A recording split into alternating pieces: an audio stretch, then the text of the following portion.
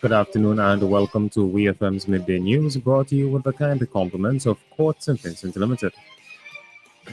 Get the kind of value you love that's unmatched at Courts now. We're unmatched in quality and prices. Buy any item and get up to 30% off the second item of same or equal value store-wide.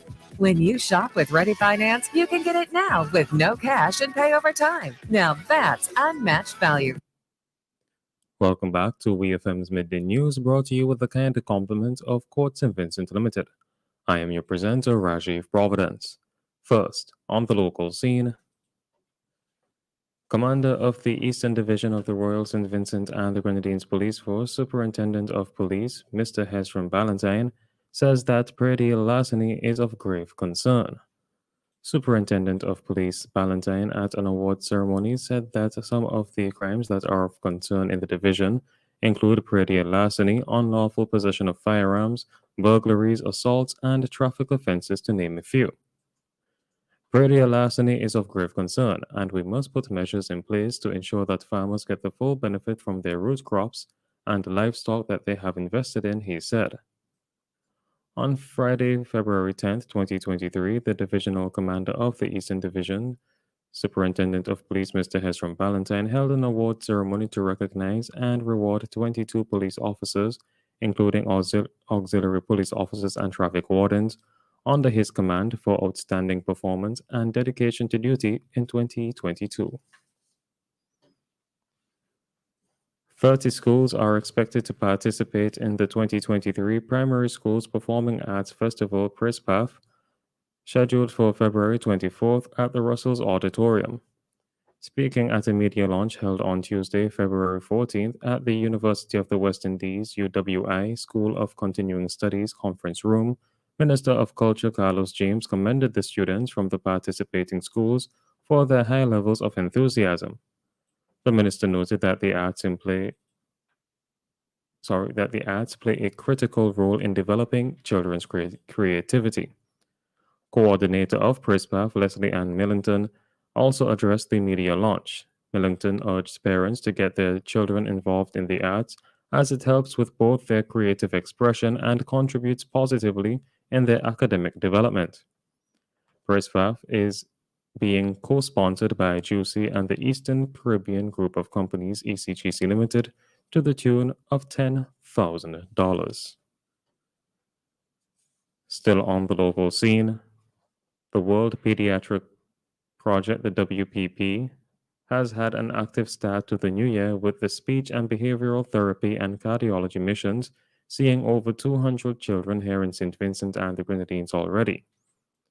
The speech and behavioral therapy team was led by Miriam Kerr, who specializes in cleft lip and palate as well as speech and language disorders. She was joined by Wendy McMillan, specializing in augmentative communication, Amy Swaim, speech pathologist and behavioral analyst Jill Hodge, specializing in apraxia, stuttering, and articulation disorders, and Sarah Cunningham, speech and language pathologist, also specializing in pediatric feeding and early intervention. The WPP's local consultant, pediatrician, and neurologist Dr. Mishka Duncan Adams, along with local WPP staff and hospital nurses, were amongst the contingent that executed the flow of the clinic. The team was curated in a way that expanded its scope and targeted a well-needed portion of the population that struggle with behavioral concerns, autism, ADHD, and speech and language problems. Shortly after the speech team departed SVG, the diagnostic cardiology team arrived on the same day, ready to see the children. To keep the ball rolling, WPP welcomed back and hosted a double team of ophthalmology and plastic surgery, which will run from February 11th to 18th, 2023.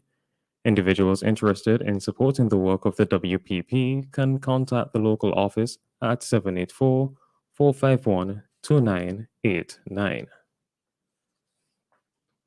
On to news in the region.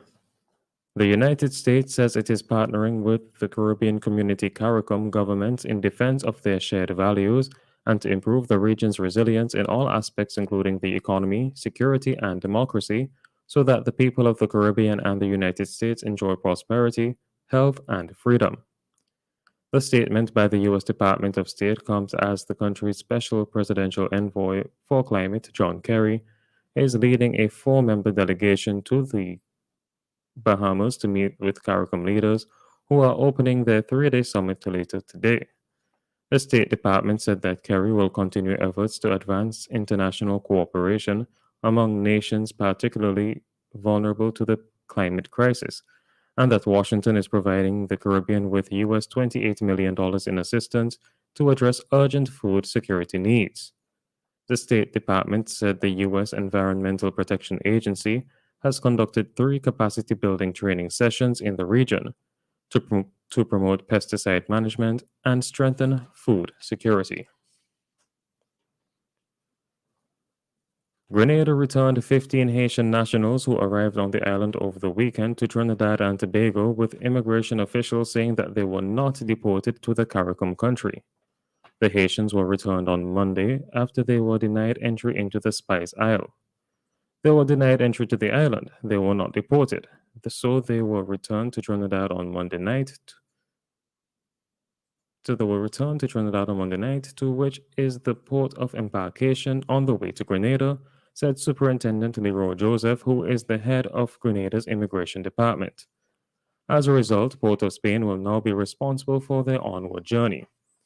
Joseph said that the group, comprising 7 women and 8 men, ranging between the ages of 20 and 40, had arrived in Grenada as tourists and had not sought refugee status or political asylum. On the international scene, Nicola Sturgeon has confirmed that she is resigning as Scotland's First Minister after more than 8 years in the role. The Scottish National Party leader said that she knew in her head and in her heart that this was the right time to step down. She made the announcement at a hastily arranged news conference in Edinburgh. The First Minister said she would remain in office until her successor was elected. Ms. Sturgeon is the longest-serving First Minister and the first woman to hold the position. Nicola Sturgeon's resignation has come as a surprise to just about everyone in Scottish politics. Ms. Sturgeon insisted her resignation was not in response to the latest period of pressure, which has included controversies over gender reforms, trans prisoners, and the strategy on independence. Finally, in sports, Pep Guardiola says Manchester City will face the best Arsenal team since he has been in the Premier League at Emirates Stadium today. Arsenal, managed by Guardiola's former assistant Mikel Arteta, are seeking a first top-flight title since 2004. But City would climb above current league leaders Arsenal with a win. Guardiola is unbeaten against Arsenal in the Premier League, winning 11 of 12 fixtures, including the 5 most recent trips to Emirates Stadium. Wednesday's game is the first league meeting between the two sides this season, although they did face each other in the FA Cup last month, with City winning 1-0 thanks to a second-half goal from Nathan Ake. This has been WEFM's Midday News. I have been your presenter, Rajiv Providence. Join us again at 3 p.m. for WEFM's 3 p.m. News. WEFM's Midday News is brought to you with the kind compliments of Quartz St. Vincent Limited. Find the frames you love at Quartz Optical. Shop today and enjoy 50% off our wide selection of fashionable frames. Choose from our flexible payment plans from 3 to 24 months. Schedule your appointment online today at www.quartzoptical.com. Remember, at Quartz Optical, your comprehensive eye exam is always free. So come in and find the frames you love at 50% off only at Quartz Optical. See you in store for details. Quartz Optical, value you can see.